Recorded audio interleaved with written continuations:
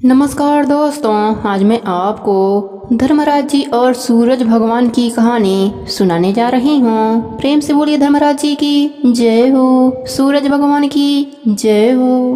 प्राचीन समय की बात है, एक गांव में दो भाई राम प्रकाश और कमलकांत एक साथ रहते थे। उनमें से बड़ा भाई राम प्रकाश बहुत सीधा साधा था। उसकी पत्नी भी सत्यवती बहुत सीधी थी। यह परिवार सूर्यवंशी था, इसलिए वह सूर्य देवता को अपना कुल देवता मानकर उनकी पूजा अर्चना किया करते थे। सत्यवती हर दिन सूर्य भगवान की पूजा पाठ करती और धर्मराज जी की कहानी सुनती थी। साथ ही रविवार का व्रत भी करती थी। परंतु इसके विपरीत कमलकांत की पत्नी संजना नए विचारों की थी। वह पूजा पाठ में बिल्कुल भी विश्वास नहीं रखती थी।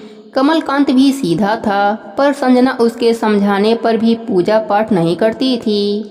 कमलकांत उसे समझाता कि ऐसा ना करने से सूर्य भगवान, जो कि हमारे कुल देवता हैं, वह नाराज हो जाएंगे। पर वह नहीं मानती और अपनी जेठानी को अनपढ़ गंवार कहकर उसका मजाक उड़ाया करती थी। दोनों परिवार एक साथ रहते थे, एक ही साथ खेत में काम करते, घर में सुख शांति थी। लेकिन एक दिन संजना की किसी बात पर सत्यवती से लड़ाई हो गई और वह कमलकांत से कहने लगी कि अब मैं यहाँ पर नहीं रहूंगी।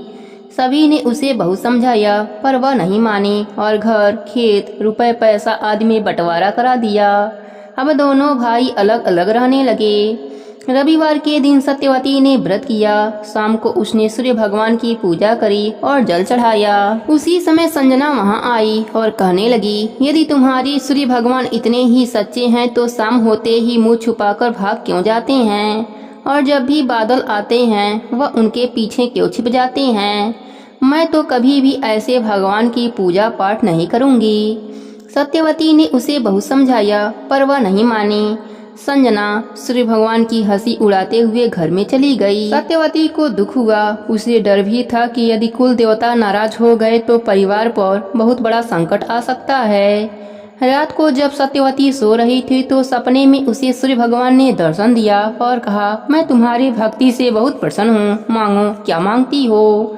तब सत्यवती ने कहा, हे प्रभु, मेरी देवरानी ना समझ है, उसके कारण आप रुष्ट मत होना, उसे क्षमा कर देना। सत्यवती की बात सुनकर सूर्य भगवान बहुत प्रसन्न हुए और उन्होंने कहा, ठीक है, मैं उसे क्षमा करता हूँ।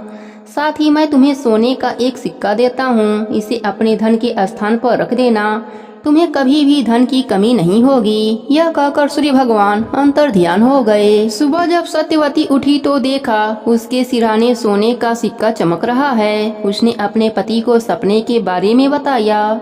राम प्रकाश ने सूर्य भगवान को नमस्कार किया और वह सिक्का अपने संदूक में रख दिया।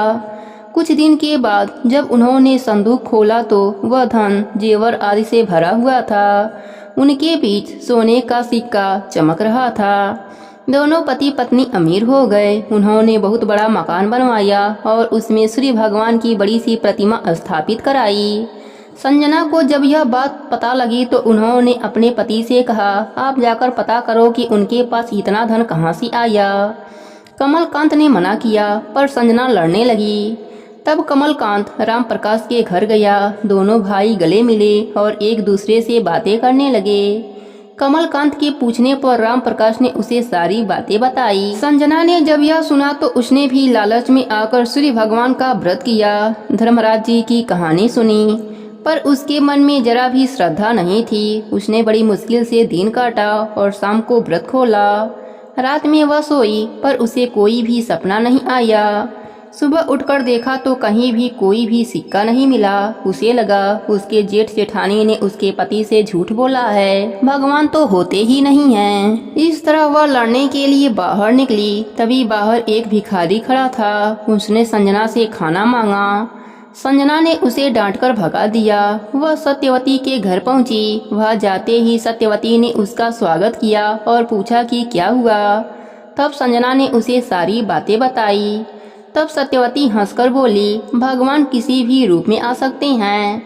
आज जिस भिखारी को तुमने भगा दिया वह सूरज भगवान ही थे। तुम्हारे यहाँ आने से पहले वह मेरे घर भोजन करके असली रूप में प्रकट होकर आशीर्वाद देकर चले गए। तब संजना को अपने भूल का एहसास हुआ और उसने वहीं सूर्य भगवान के प्रतिमा के पैर पकड़ लिए और सच्चे मन से माफी मांगने लगी। सत्यवती और संजना दोनों ने सूरज भगवान की पूजा करी, धर्मराज जी की कथा कहानी कही। उसके बाद सत्यवती ने वही सोने का सिक्का संजना को देने लगी, पर उसने मना कर दिया। उसके मन से लालच मिट चुका था। उसके बाद जब वह अपने घर वापस आई तो देखा उसका घर धन धन से भर चुका था। अब तो संजना नित्य नियम से धर्मराज जी और सूरज भगवान का नित्य नियम निभाने लगी। हे सूरज भगवान, हे धर्मराज जी, जैसे आपने उनका घर अन्य धन से भर दिया, उसी तरह अपने सभी भक्तों पर अपनी कृपा बनाए रखना।